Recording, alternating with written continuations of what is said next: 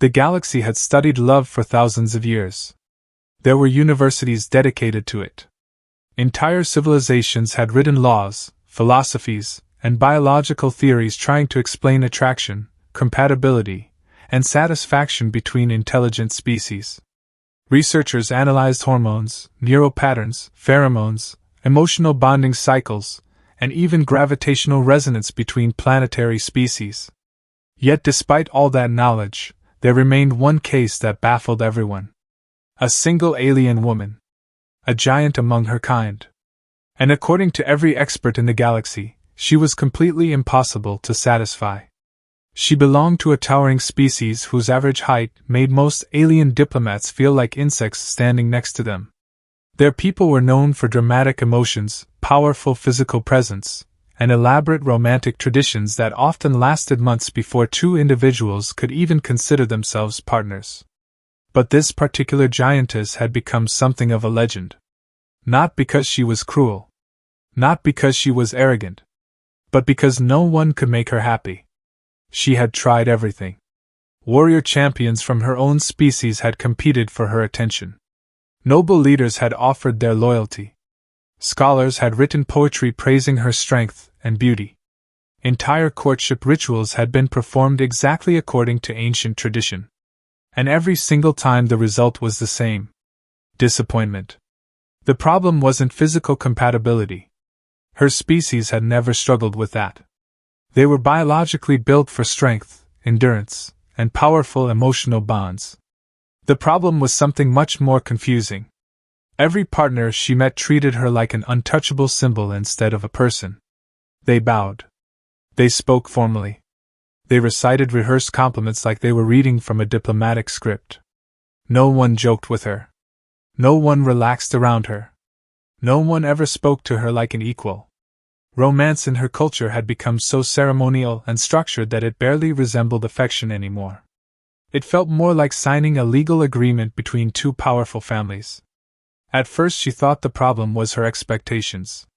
Maybe she wanted too much. Maybe real connections simply didn't exist. But after dozens of failed relationships, the frustration began turning into something worse. Loneliness. Whispers began spreading through galactic society. Some scientists believed her emotional requirements were biologically abnormal. Others claimed her personality was simply too intense for normal partners. A few researchers even suggested her nervous system might require a level of emotional stimulation that her species could not provide. Which, according to their studies, made her a fascinating but tragic anomaly. She hated that explanation. She didn't feel abnormal. She didn't feel impossible. She just wanted something simple. Someone who could laugh with her.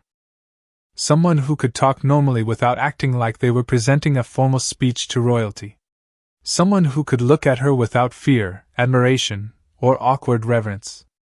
Just once, she wanted someone to treat her like a normal woman. Unfortunately, normal didn't seem to exist in her society. Meanwhile, on the opposite side of the galactic community, a completely different species had just arrived. Humans. At first, most alien civilizations didn't take them seriously. Compared to the towering species of the galaxy, humans were physically unimpressive. They were small, fragile, and oddly informal in their behavior. They joked constantly. They laughed during serious discussions. They complimented each other for no logical reason. They touched casually when speaking. Some even held hands in public. To most alien cultures, this behavior was borderline shocking.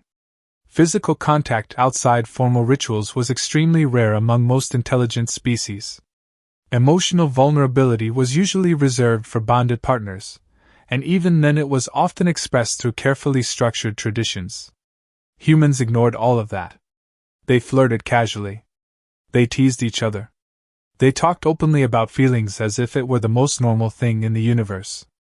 At first, alien researchers assumed human relationships must be chaotic and unstable. Then they looked at the data. And the data confused everyone. Across every measurable category, long-term bonding, emotional satisfaction, cooperative parenting, and relationship longevity, humans ranked among the highest in the galaxy. Their partnerships were surprisingly strong. Their emotional bonds were unusually resilient. And most confusing of all, humans seemed to achieve this success without any formal rituals at all. They simply talked to each other. Galactic sociologists began studying them intensely. Human behavior was labeled strange, unpredictable, and inefficient. But the results were impossible to ignore. Eventually, a quiet theory began circulating through academic circles. Maybe humans had discovered something other species had forgotten. Something simple. Something ancient. Something that couldn't be measured with scientific instruments. And somehow, the story of the frustrated giantess eventually reached those same researchers. When they compared her emotional complaints with human relationship patterns, the similarities were impossible to ignore. She wanted casual conversation. She wanted humor. She wanted honest affection. She wanted emotional openness. In other words, she wanted a human-style relationship. The idea sounded ridiculous at first. The physical difference alone made the concept absurd. The giantess was enormous compared to humans. A single one of her fingers was larger than most human arms. But scientifically speaking, physical scale had nothing to do with emotional compatibility. The Galactic Council debated the idea for weeks. Eventually, someone proposed an experiment. If humans truly possessed the galaxy's most successful romantic instincts, then perhaps one of them could help analyze the giantess's situation. Not as a partner. Just as a consultant. A relationship specialist. Someone who could explain how human emotional bonding worked. The council approved the request. The giantess agreed immediately. If there was even a small chance a human could explain what she had been missing all these years, she was willing to try anything. Unfortunately, the council made one small mistake. When they sent the official request to Earth, something went wrong in the translation. Instead of asking for a trained sociologist or relationship expert, they accidentally selected a completely ordinary human. A man who had absolutely no idea why he had been invited to an alien planet. He thought he was attending a cultural exchange meeting. Which is why, several days later, he walked into a massive chamber inside an alien diplomatic facility, carrying a small data pad and expecting to meet a few researchers. The room was enormous. Strangely enormous. Large enough to hold a small mountain. He stepped forward cautiously, confused by the scale of everything around him. Then he heard a deep voice echo gently through the chamber. "Human, you have arrived." The sound vibrated through the floor beneath his feet. Slowly he looked up. And up. And up. Standing before him was the largest living being he had ever seen. A towering alien woman whose presence filled the chamber like a living skyscraper. Her expression carried a strange mixture of curiosity, nervous hope, and quiet exhaustion. For several seconds the human simply stared. His brain struggled to process the size difference. Then the giantess leaned slightly closer, careful not to intimidate him. "I have been told," she said softly, "that your species understands love better than most." The human blinked. His mind raced through every possible explanation for this situation. None of them made sense. Finally he pointed to himself. "You mean humans?" The giantess nodded. "Yes." The human stared up at her again. Then he looked around the chamber. Then back at the giantess. A long moment passed before he quietly muttered to himself. "Oh, this is going to go very badly." The human stood frozen for a moment, staring up at the enormous alien woman, while his brain struggled to process what kind of situation he had just walked into. A few minutes ago he thought he was attending a cultural exchange discussion. Now he was standing inside a chamber the size of a stadium, while a giant alien woman looked at him like he might be the solution to one of the galaxy's biggest romantic mysteries. He slowly cleared his throat. "Okay, before we start," he said carefully, raising one hand slightly, "I think there's been a mistake." Around the edges of the chamber, several alien observers were already watching with intense focus.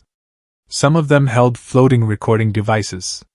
Others were tapping notes into glowing tablets. Their expressions suggested they were witnessing something extremely important. The human suddenly felt very uncomfortable. I'm not a relationship expert, he continued quickly. I'm not a scientist either. I'm just a regular person. None of the observers reacted. One of the alien researchers calmly replied from the side of the chamber. Your species possesses the highest long-term romantic compatibility rates recorded among interstellar civilizations. The human blinked. That doesn't mean I personally know what I'm doing. Another researcher nodded thoughtfully while recording his words. Fascinating. Human modesty ritual detected. The human rubbed his face with both hands. This is already going wrong. Meanwhile, the giantess lowered herself slightly closer so she could speak at a comfortable volume without shaking the walls. I have been told humans understand connection, she said gently. I would like to understand why my relationships fail. The human hesitated. He wasn't sure how to explain human dating culture to someone who could accidentally step on a city block. But the hopeful look on the giantess's face made it difficult to refuse. So he sighed and shrugged. All right. I guess I can listen. The alien researchers immediately became even more excited. The giantess carefully folded her arms and began explaining her situation. She described years of formal courtships that felt empty. Partners who treated her like a legendary figure rather than a person. Romantic ceremonies that lasted weeks but never produced real emotional connection. They praise my strength, she said. They admire my reputation. They follow every traditional ritual perfectly. She paused for a moment before adding quietly. But none of them speak to me normally. The human tilted his head. What do you mean normally?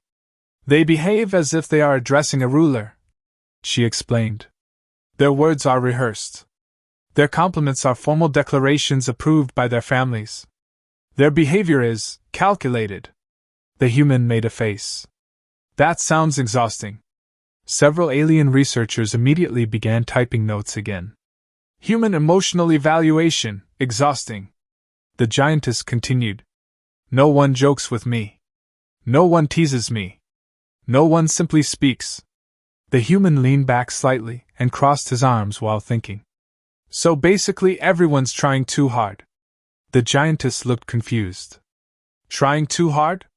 Yeah, he said. They're treating romance like a job interview. The alien observers exchanged glances as if he had just revealed a deep philosophical insight. One of them whispered quietly. Human metaphor analysis required. The human scratched the back of his head. Look, I don't know how your species normally does relationships, but on Earth it's a lot more relaxed. The giantess leaned forward slightly with interest. Explain. Well, he began slowly. People talk about normal things. They joke. They laugh. They compliment each other. The chamber suddenly became very quiet. One researcher looked up from their tablet. Compliments? Yeah, the human said casually. Like telling someone they look nice or that you enjoy spending time with them. The researchers immediately started recording faster. The giantess tilted her head curiously. Those statements are usually reserved for official bonding ceremonies. The human blinked. Seriously? She nodded. Such words imply deep emotional intimacy. The human stared at her for a moment before laughing in disbelief. On Earth people say that stuff all the time. The alien observers gasped softly. Unstructured affection statements. The giantess seemed fascinated. So humans express emotional approval casually? Yeah, the human said. Otherwise, how would anyone know you like them? That statement caused another wave of note-taking. One researcher whispered. Direct emotional communication. Remarkable. The human looked around nervously. Why are you all writing everything down? No reason, the researcher replied calmly. Please continue demonstrating your species bonding techniques. The human sighed but continued. Okay, here's an example. He looked up at the giantess. You seem pretty cool for someone who could accidentally step on my entire apartment building. The chamber went completely silent. Several alien researchers froze. One dropped their tablet. The giantess stared down at the human with wide eyes. The human suddenly realized he might have said something wrong. Was that rude? For a few seconds no one spoke. Then something unexpected happened. The giantess laughed. Not a polite diplomatic chuckle. A real laugh. It echoed through the massive chamber like rolling thunder, but there was warmth in it. Genuine amusement. The alien researchers stared in shock. She is displaying spontaneous joy, one whispered. The giantess slowly covered her mouth, still smiling. No one has ever spoken to me like that, she admitted. The human shrugged. Well, you do look cool. The giantess felt something strange in her chest. A lightness she hadn't experienced in years. For the first time during one of these discussions, she didn't feel like she was participating in a formal evaluation. She felt like she was simply talking. The human continued casually. Honestly, the biggest problem with relationships is when people overthink everything. The researchers wrote that down too. The giantess leaned closer again, clearly intrigued. And humor is common in human courtship? Of course, the human replied. If you can't laugh with someone, you're probably not comfortable around them. The giantess nodded slowly. That explains much. While explaining another point, the human casually reached out and lightly patted the side of one of her fingers. It was an instinctive gesture humans often used while emphasizing a friendly comment. He didn't think about it. But the effect on the giantess was immediate. Her entire body froze. Physical contact outside of ritual bonding was extremely rare in her culture. Most individuals avoided it completely unless they were already deeply connected partners. Yet the human had done it without hesitation. Not formally. Not ceremonially. Just casually. The giantess felt an unexpected wave of warmth spread through her chest. It wasn't dramatic or overwhelming. Just comfortable. Natural. The human noticed her sudden silence. Oh, sorry, he said quickly. Was that not okay? She slowly shook her head. No, it was acceptable. Behind them, several researchers looked like they were witnessing the discovery of a new law of physics. Unexpected tactile interaction detected. Subject shows positive emotional response. The human glanced over his shoulder nervously. Why are they acting like that? The giantess smiled slightly. Because you are demonstrating behaviors our civilization does not understand. The human groaned quietly. I'm literally just being polite. But by the time the conversation ended, word had already started spreading through the facility. The giantess looked happier. Relaxed.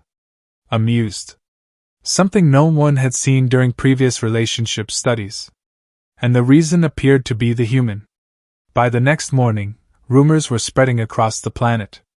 A human had discovered a mysterious technique capable of unlocking emotional satisfaction in the giantess. Some called it a new psychological method. Others believed humans possessed natural romantic instincts unknown to the galaxy. The human, of course, had no idea any of this was happening. He only realized something had changed when the giantess spoke to him again the following day. Human, she said gently. Yes? He replied. I would like you to stay longer. He frowned. For more discussions?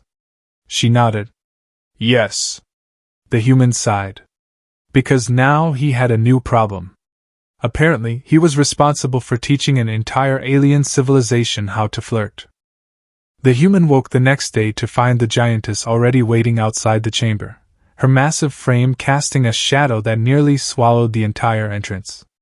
Somehow, despite her size, she moved with surprising grace, and her expression held the same mix of curiosity and quiet excitement that had startled him the first day. He rubbed his eyes, muttering under his breath about how he had accidentally become the galaxy's most famous relationship consultant, and mentally prepared himself for whatever this day might hold. He had barely opened his mouth when the giantess smiled, a gentle curve of lips that somehow managed to convey amusement, interest, and challenge all at once. She gestured for him to approach, tilting her head slightly, and he carefully stepped forward, measuring his pace as if walking across a canyon. So, she said, her voice low but carrying clearly across the massive chamber. You will show me more about these human interactions? The human swallowed nervously. I guess. But remember, I'm not trained in any of this. I'm literally making it up as I go along. That is acceptable, she said. Show me. He sighed and rubbed the back of his neck. All right. First thing, humor. Humans use humor to connect emotionally. You don't have to be perfect or clever, just say something funny and see if the other person reacts. The giantess tilted her head. And this will aid emotional satisfaction? Yes, he said quickly. At least, it helps create comfort and trust. Laughing together is a big deal for us. He hesitated. Okay, try not to break anything. The giantess gave him a small smile and leaned slightly closer, her eyes focused on him like a student eager to learn.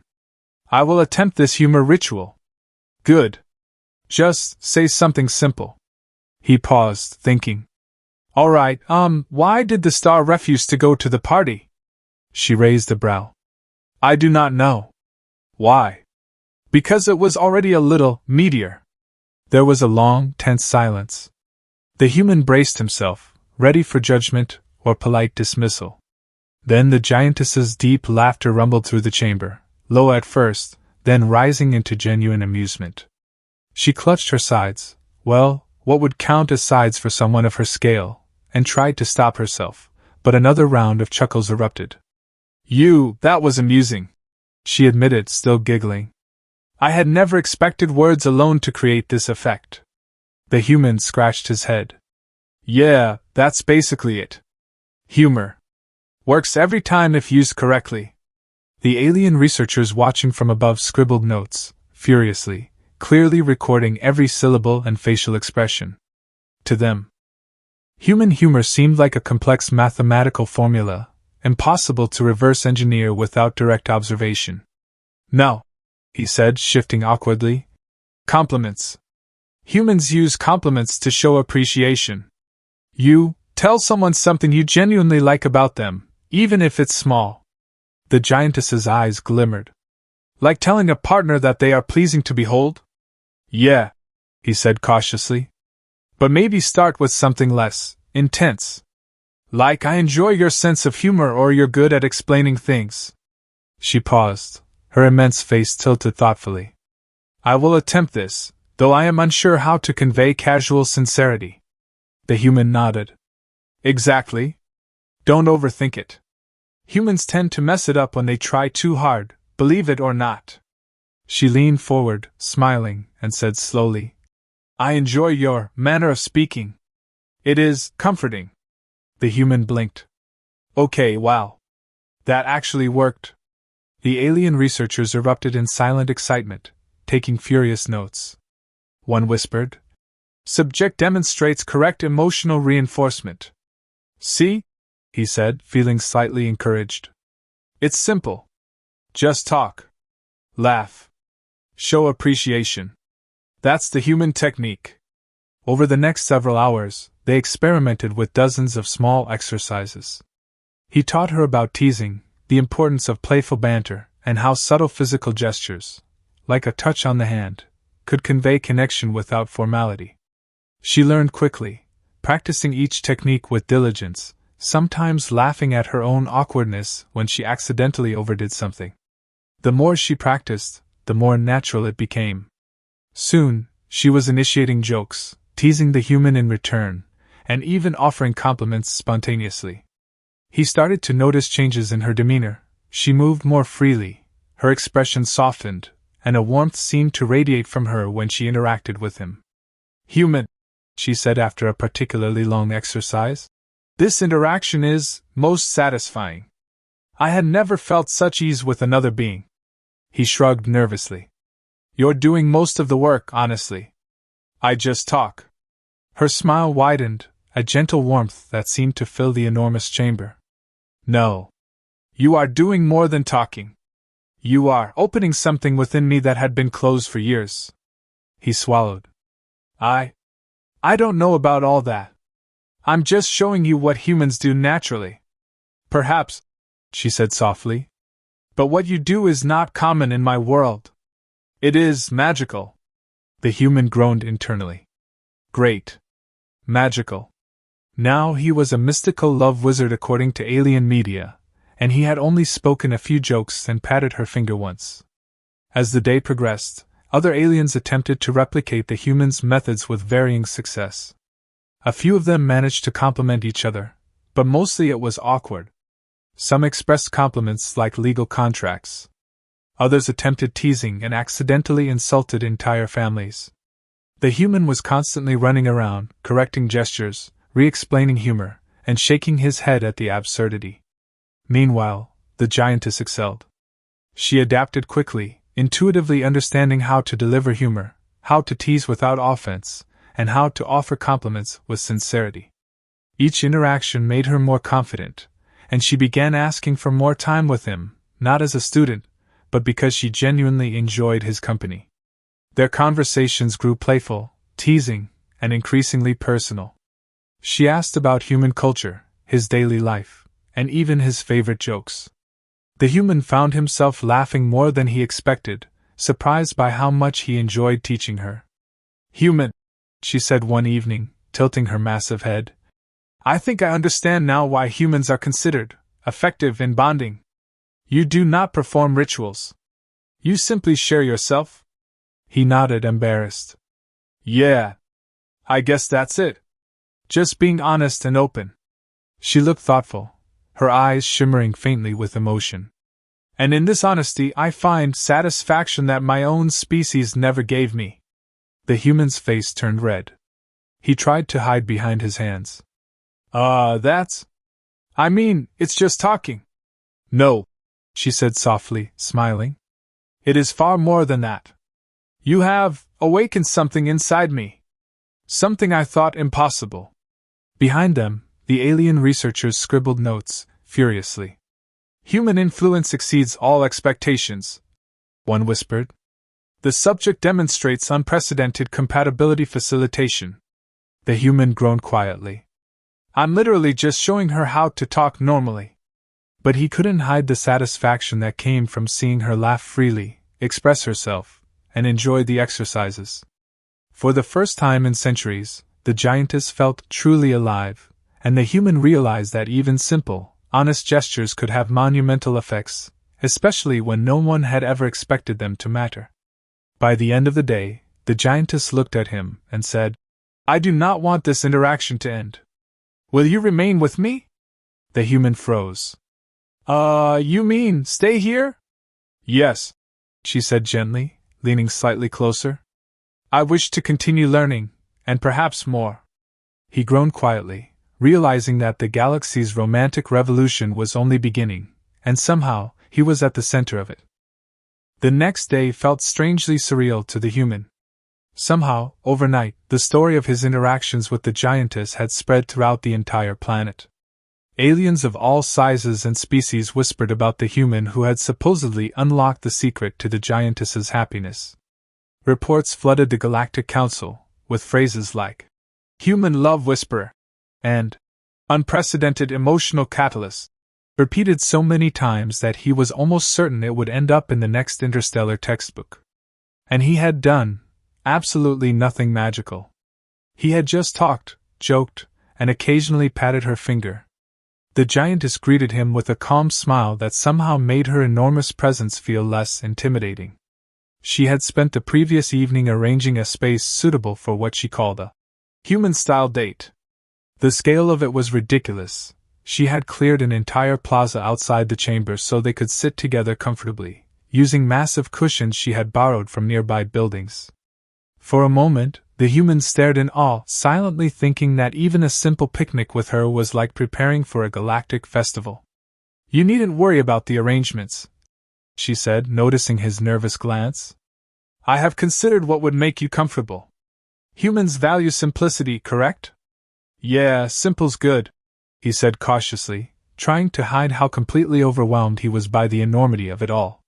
They began with a simple walk, a walk adjusted for scale. He moved carefully along the smooth plaza stones, while she bent slightly at the knees to match his stride, which looked comically awkward yet somehow endearing. Every step she took caused the ground to shift slightly beneath him, but she was mindful, showing a surprising level of delicacy for someone of her size. "So," she said, her voice low but full of warmth, "we are doing this human bonding exercise?" "Yes," he admitted, rubbing the back of his neck. "I think it's called a date." She tilted her head, intrigued. "A date? Explain." He paused. "Well, it's basically spending time together in a way that's fun or relaxing, usually with some conversation and sometimes meals. Humans do it to get to know each other better." The giantess's massive eyes glimmered. "Then this is perfect." She leaned down slightly and gestured toward the cushions she had prepared. "We will sit and speak. I wish to learn more about you, and perhaps more about myself." The human sat cautiously, careful not to get crushed by her enormous fingers reaching toward the cushions. He tried to relax, reminding himself that she had already trusted him enough to allow these interactions. As they sat, he attempted the first human bonding techniques he had taught her. He made small jokes, teased lightly, and commented on her observations about the galaxy. To his surprise, she laughed with ease, correcting herself occasionally when she overdid a joke, and even teasing him back with her own sense of humor. "You know," she said after a while, "this is enjoyable. I had expected all your species' methods to be awkward or improper. Yet this feels natural." "That's kind of the point," he said, surprised by how quickly he had come to enjoy speaking with her as well. "Humans tend to do things naturally. If it feels forced, it usually doesn't work." She leaned closer, tilting her massive head so her eyes could meet his more directly. "Then it is your natural way of being that has awakened something in me. I understand now why your species has succeeded in bonding." The human swallowed nervously. "Awakened something?" "Yes," she said softly, a faint blush coloring her enormous features. "I believed no one could satisfy me. I believed that my expectations were too great.